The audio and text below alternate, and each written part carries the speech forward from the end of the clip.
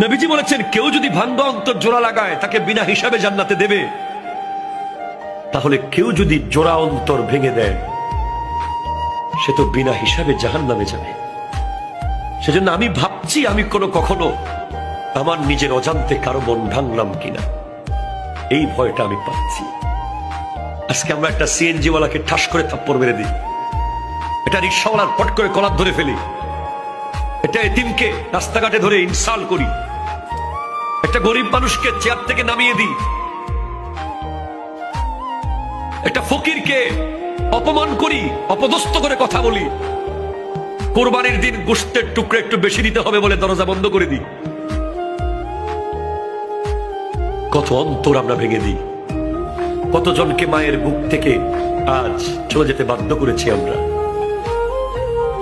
কতজন শখের ব্যবসা প্রতিষ্ঠান ধ্বংস হয়ে গেছে, এখনো হয়েছে, তখনও হয়েছে, যখনই হয়েছে।